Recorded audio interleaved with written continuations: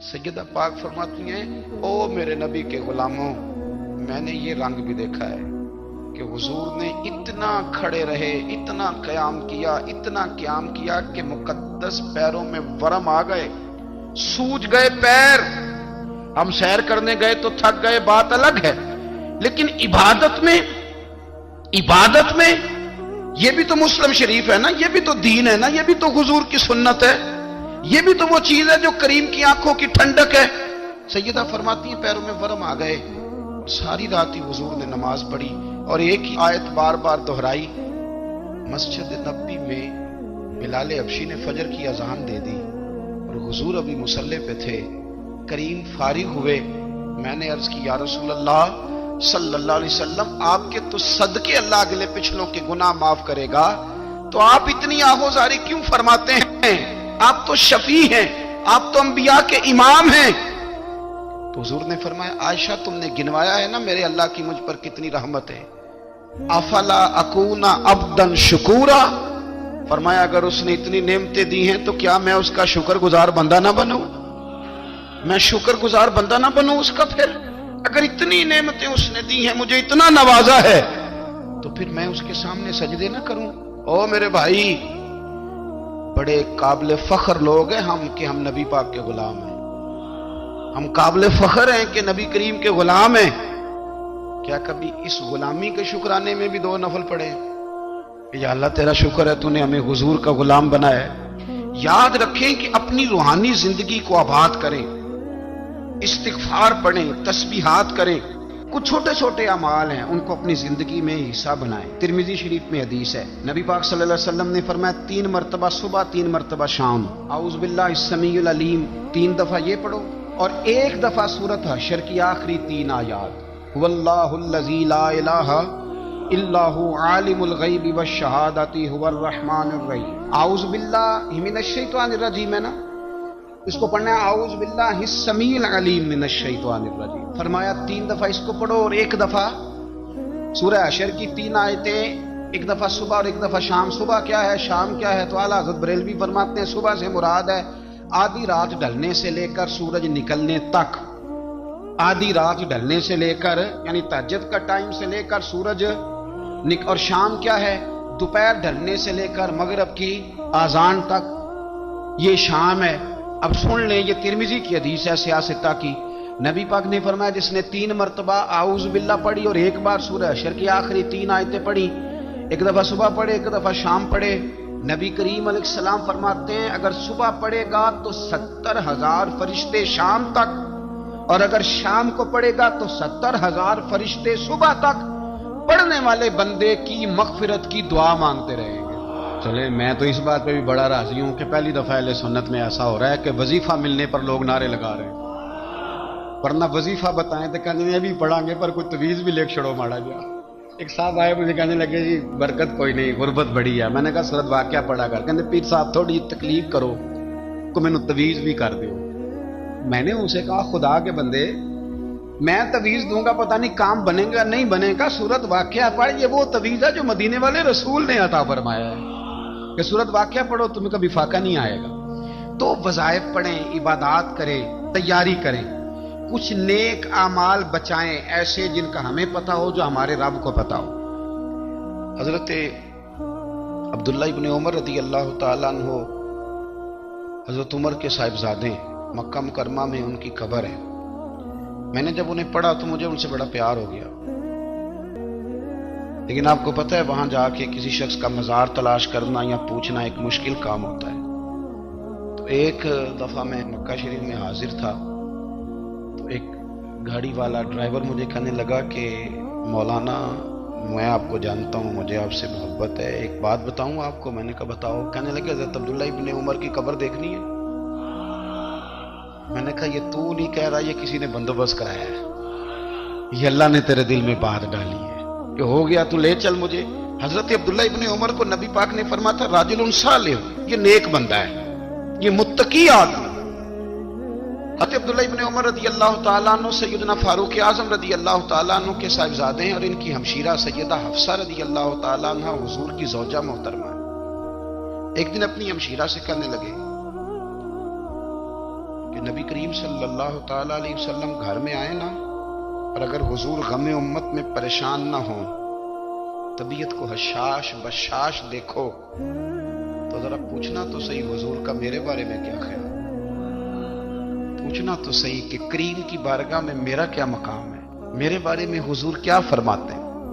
اب بہن کو کام بتائے اور بتائے بھی بھائی، اور پھر بہن وہ کام نہ کرے، یہ تاریخ میں ہوتا نہیں۔ حضرت عمر فاروق رضی اللہ تعالیٰ عنہ کی صاحبزادی ام المومنین رضی اللہ تعالیٰ عنہ فرماتی ہیں کہ میں تو بس منتظر تھی، انہوں نے تو کہا تھا نا کہ اگر تم حشاش بشاش دیکھو تو بات کرنا، لیکن حضور تشریف لائے، میری باری تھی، میرے گھر تشریف لائے، کھانا پیش کیا تو فوراً میں نے عرض کی حضور ایک بات پوچھنی تھی۔ حضور نے فرمایا پوچھئے۔ میں نے عرض کی حضور میرے بھائی عبداللہ ابن عمر کے بارے میں آپ کا کیا خیال ہے؟ نوجوانوں میری بات پہ غور کرنا، میرے بھائی کے بارے میں آپ کا کیا خیال ہے؟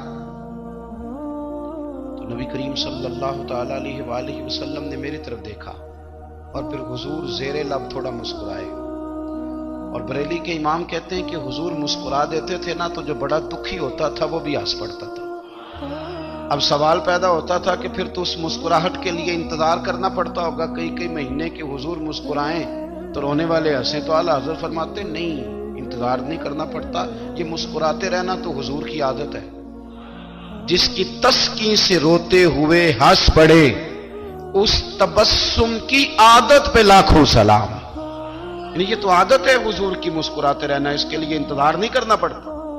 بھائیو آپ خیال رکھیں گے، غور کریں گے، حضرت عبداللہ ابن عمر رضی اللہ تعالیٰ عنہ کے بارے میں پوچھا تو سیدہ فرماتی ہیں کہ نبی کریم صلی اللہ تعالی علیہ وسلم نہ زیر لب مسکرائے اور فرمایا حفصہ تیرا بھائی ہے تو اچھا، لیکن میں نے سنا ہے کہ عشاء کی نماز پڑھتا ہے تو فجر تک سویا ہی رہتا ہے۔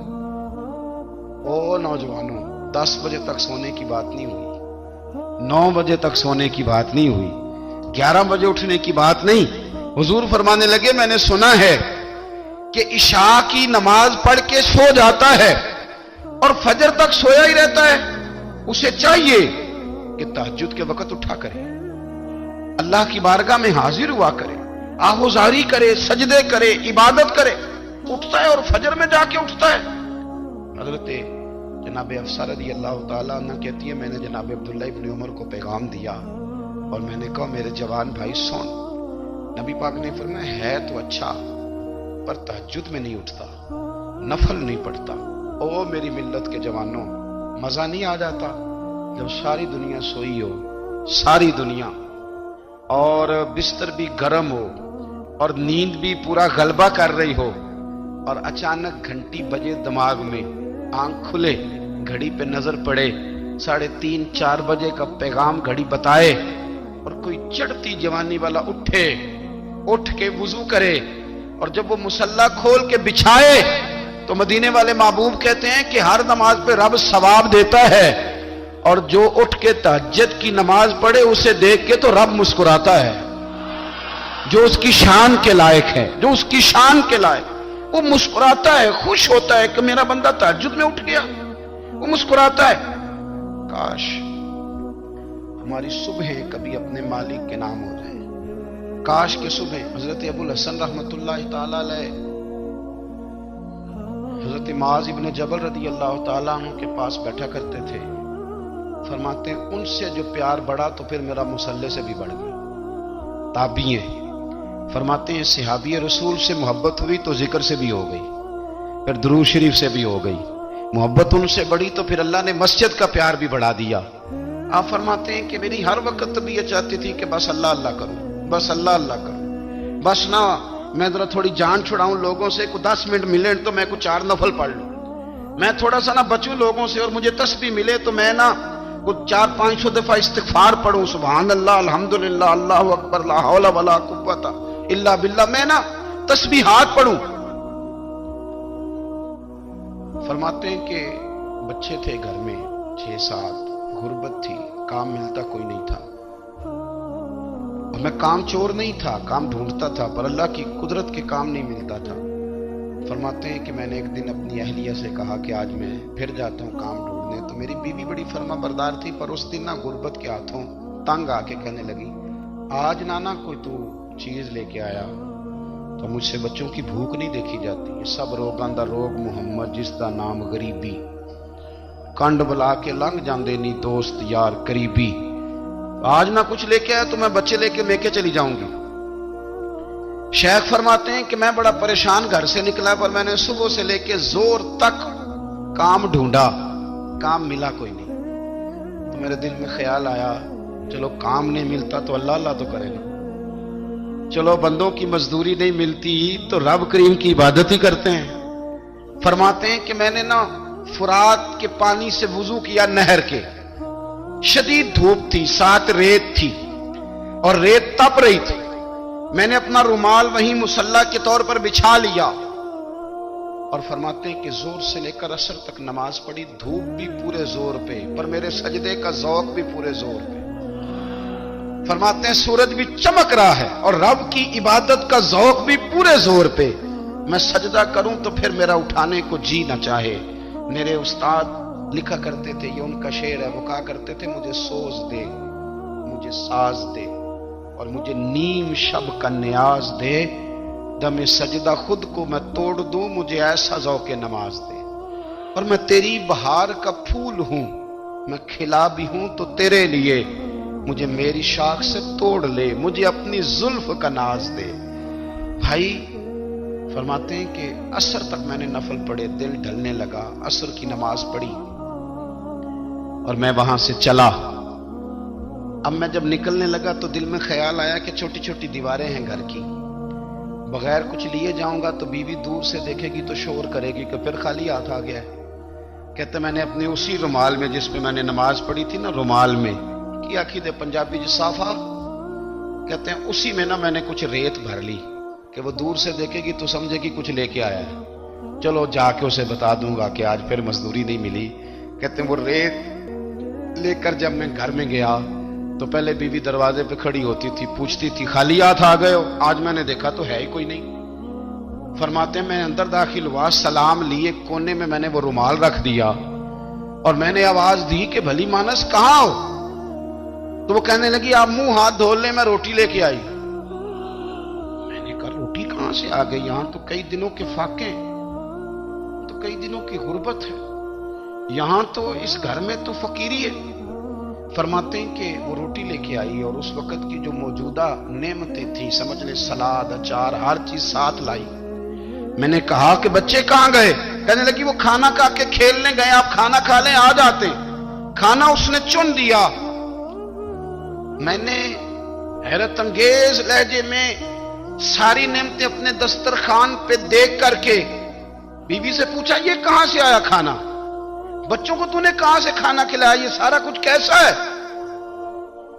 कहने लगी पता नहीं आज आप किस करीम की मजदूरी करने चले गए थे, पता नहीं किस करीम की, मेरे घर में तो इतनी नेमतें आई हैं कि मुझसे संभाली नहीं जा रही, इतना अनाज है, इतना गंदुम है, किस करीम के दरवाजे आज चले गए थे?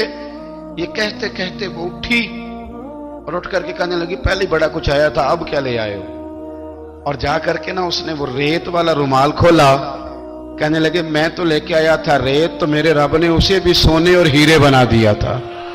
जब आपकी तवज्जो अल्लाह की जानी, मेरे नबी पाक सल्लल्लाहु ताला अलैहि वसल्लम ने फरमाया हर चीज अपने रब से मांग, हर चीज मांग, हर चीज मांग। या रसूलल्लाह क्या कुछ? मेरे महबूब ने फरमाया तेरे घर में नमक भी खत्म हो जाए तो वो भी अपने रब से मांगा कर। तू मांगना, वो तुझे देगा, तू उसकी बारगाह में कशकोले तलब दराज तो करना। और तिरमिजी शरीफ में अजीब लफ्ज है, रसूल कायनात ने फरमाया, रब करीम फरमाता है जब मेरा बंदा हाथ उठाता है ना तो मुझे हया आती है कि मैं खाली कैसे लौटा दूं इसके। इतने बड़े बादशाह की बारगाह में। ओ भाई, लोगों से इज्जतें तलाश करते हो तो वो क्या तुम्हें इज्जत देंगे? वो तो कल अच्छा कहते हैं परसों बुरा कहने लग जाते हैं। लोगों के सामने गुड बुक में आना चाहोगे तो वो तो सवेरे तुम्हारे बारे में कुछ कहेंगे, शाम कुछ और कहेंगे। अपनी रूहानी जिंदगी आबाद करें, अपने मुसल्ले को वक्त दे और दुनिया से छुप कर, इस मोबाइल को बंद करके और अपने आप से भी छुप के और तन्हा होके छुपा के सारा कुछ अपने आंसू अपने रब की बारगाह में पेश करें, उसके हुजूर हाजिरी दे। सुनो ना तिरमिजी की हदीस और इसे याद रखना, نبی پاک علیہ السلام نے فرمایا اپنے دکھ لوگوں کے سامنے نہ بیان کرنا، سیٹھوں نوابوں کو نہ بتاتے پھرنا، دنیا داروں کے سامنے جا کے نہ رونا کہ میں تکلیف میں ہوں۔ فرمایا اگر دنیا داروں کو دکھ بتاؤ گے رب تمہیں کبھی غنی نہیں کرے گا، اور لوگ ہیں کہ الٹا مذاق اڑائیں گے۔ آپ کی جس سے بڑی پکی یاری ہے نا، پکی، وہ تب تک پکی ہے جب تک آپ نے 50,000 مانگا نہیں، اور جس وقت آپ نے کہہ دیا کہ میں مجبور ہوں میری مدد کر، تو پھر ختم ہو گئی دوستی۔ لوگوں کی تعلقات آپ کے ساتھ تب تک ہیں جب تک آپ ان سے کوئی ضرورت وابستہ نہیں کرتے۔ کریم آبو فرمانے لگے بندوں کے سامنے دکھ نہ بیان کرنا، اللہ تجھے کبھی غنی نہیں کرے گا۔ تو اپنے دکھ اپنے رب کو بتا، تو دعائیں مانگ، تو اس کی بارگاہ میں حاضر ہو، تو اس کے حضور عرض کر۔ فرمایا اپنے دکھ اپنے رب کو بتا، وہ جلدی کرے یا دیر سے کرے تجھے ساری دنیا سے بے نیاز کر دے گا، تجھے کسی کا محتاج نہیں رہنے دے گا۔ اپنے مسلح کو، اپنی دعاؤں، ایک بزرگ فرماتے ہیں میں نے دعا مانگنے کا طریقہ اپنی بیوی سے سیکھا۔ دعا مانگنے کا طریقہ اپنی، سیکھنے والے تو اپنے بچوں سے بھی سیکھ لیتے ہیں، سیکھنے والے تو ہر ایک سے سیکھتے ہیں۔ وہ کہتے ہیں میں نے دعا مانگنے کا سلیقہ اپنی بیوی سے سیکھا ہے۔ حضرت وہ کس طرح؟ فرمانے لگے میری بیوی نے نا مجھے کوئی کام بتایا، کچھ پیسوں کی ضرورت کے لیے کہا، تو میں نے اسے کہا کہ بھئی ابھی میرے پاس نہیں ہے، کچھ دنوں میں آتے ہیں تو میں دے دوں گا۔ عورتوں کی عادت ہوتی ہے وہ بار بار یاد کراتی ہیں، 2-4 دنوں کے بعد پھر اس نے کہا حضرت وہ میں نے کہا تھا کچھ پیسے، میں نے اسے کہا کہ ابھی میرے پاس نہیں ہے، کچھ دنوں میں ملتے ہیں تو میں تمہیں دے دوں گا۔ اس نے کچھ دنوں کے بعد پھر کہا حضور وہ میں نے کچھ پیسے کہے تھے۔ فرماتے میں نے ڈانٹ دیا، میں نے کہا کہ کیا تو روز مجھے شرمندہ کرتی ہے، کہا نا میرے پاس نہیں ہے، ہوں گے تو دے دوں گا، تو روز یاد کراتی ہے۔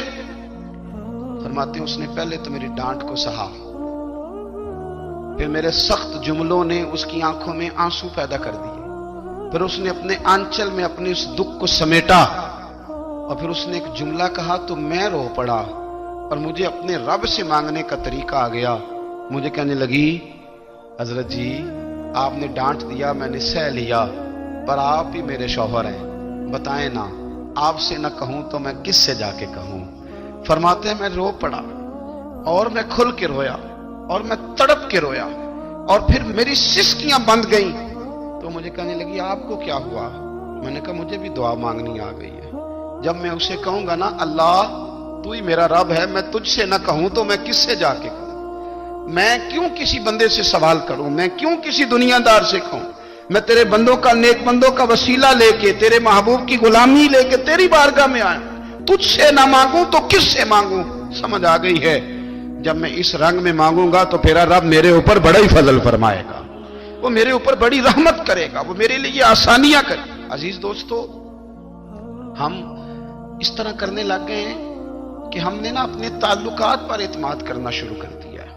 میرے تعلقات بہت ہیں، ہم نے اپنی دولت پر اعتماد کرنا شروع کر دیا ہے، میرے پاس دولت بہت ہے۔ ہم نے اپنے علم پر، اپنی شہرت پر اعتماد کرنا شروع کر دیا ہے کہ میرے پاس فلاں چیز بہت ہے۔